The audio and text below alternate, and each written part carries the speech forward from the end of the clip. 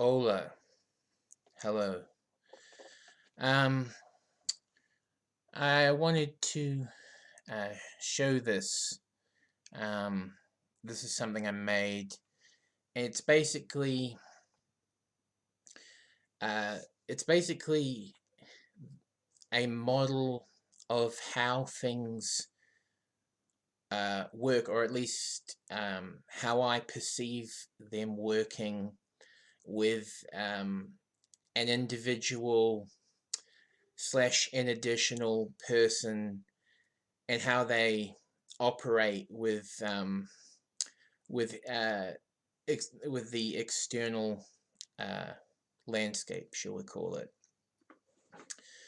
Anyway, so um, before I get into that, though, I um I would like to mention something, which is that um, since it's about to cross over um, sometime soon into the new year, I thought I would mention a few things that I'll be doing in the new year. I will be replaying through Deus Ex Human Revolution. Yeah. So I'll be replaying through that. I'm gonna make that a point, and then you know, some other things. I'm gonna be rewatching some Tom Cruise movies because I just got that in my mind a moment ago. So the Tom Cruise movies that I'm going to be rewatching are one, Minority Report, two, The Last Samurai, three, Edge of Tomorrow, four, Collateral, and five, Oblivion. So so if you didn't get the joke there, um, it was an abstract joke, but basically the titles of those films in that order sort of point to something. So if you can figure that out, um, and what message is available, please uh, be receptive in a jubilant fashion, in a humorous reaction. You know, comment on that if you wish to comment. But getting into the meat of this video, so to speak, getting into the meat. Meat. Uh, okay. So the way I see it is that people really don't do anything without correspondence, but that's not our point of origin for interactivity altogether. There are 2 points of origin as far as I'm concerned, and I think we all know what they are, which is, you know, law and order.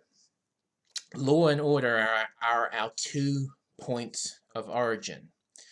So, but the interesting thing is that order is constantly being switched, you know, in and out. Like different orders exist, just like different cults. So different cultivations of collectivity, shall we say, exist.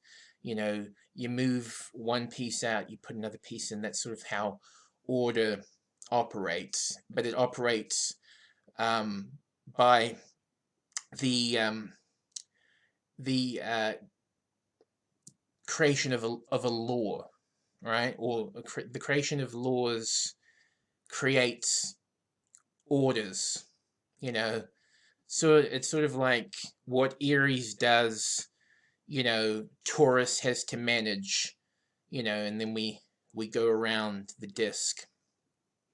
But anyway, okay, so you'll see here that there are some, you know, there are 4 circular arrows, and but then there are a whole bunch of different colored straight arrows.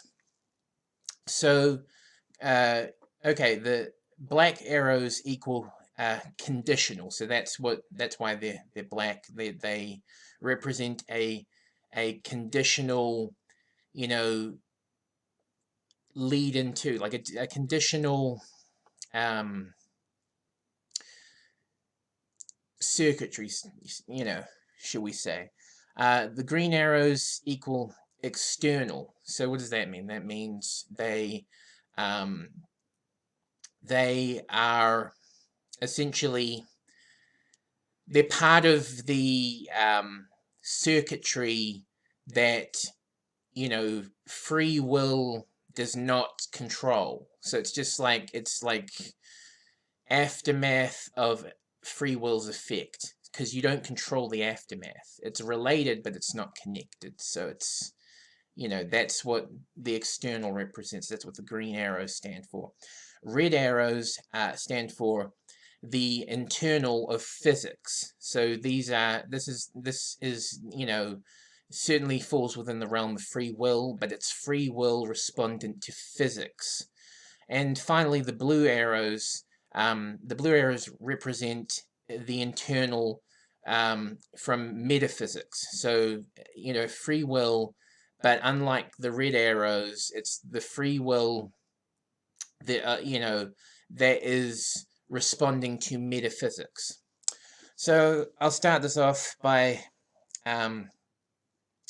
talking about how we had, since orders, one order gets taken out, another order gets put in its place, and then over the course of time, that order can be taken out, and the same order that was taken out before can be put back in the place, right?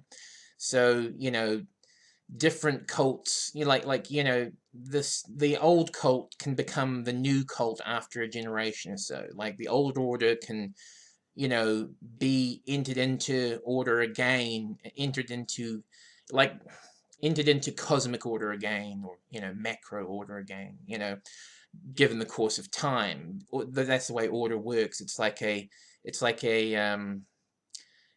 a piece to fit the job, of machination. So sometimes you need to, sometimes you don't have enough money to purchase a new part for your car, whatever, and so you need to just find an old part on a scrap heap, for the time being. So order works sort of like that. Anyway, so this is, think of the order in the bottom right as the order of tradition. And then so that from that we get effect.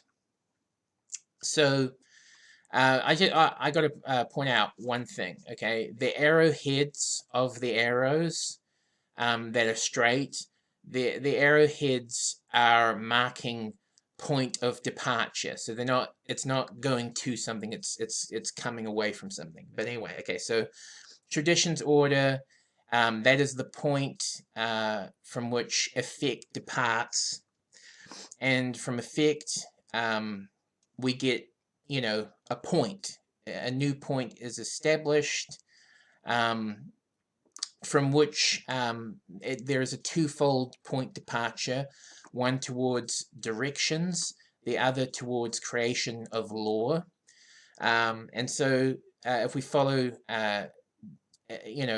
point to directions, okay, now we're sort of in a bit of a crossroads situation, and there's another conditional point of departure from directions to relations, but then there is an external point of departure from directions to intake. And so to explain a bit about that, going from directions to intake is sort of, it's like speaking about how, we process information, like, how, okay, so this is, this here is the innards of a phone, right? So this is like the phone port, basically. I don't know what they really, call them in like the established sense, but like this is, it's just what I'm calling it, the phone port, or or phone dock or whatever. Anyway, like, basically, a phone cord is sort of, plugged into this, and it intakes. Okay, so it's sort of, there is an endothermic sort of a reaction, sort of a process going on, whereby, I mean, like, you know something being endothermic, is like a flower, getting heat from the sun, right? Getting its life force from the sun being like the perpetual motor that creates the life force for the flower.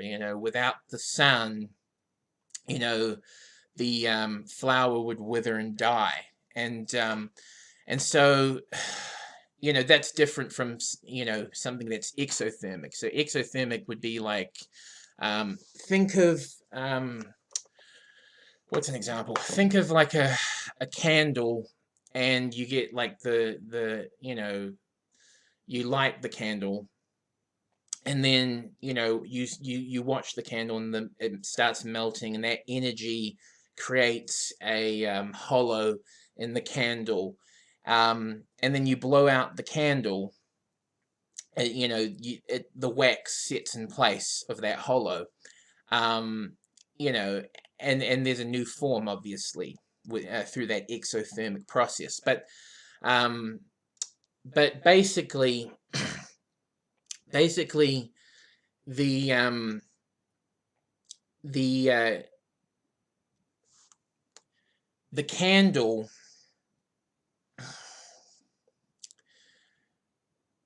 the candle is, it doesn't have a perpetual motor, external source of energy keeping it going. It just has what was, left over. Like, it's basically like, think of like, how there's like, they sometimes drop bags of, food from helicopters, like big, like, bags of supplies to third world, areas where there isn't much supplies. They'll come across in like a plane or a chopper or whatever, and they'll drop a big parcel, of supplies.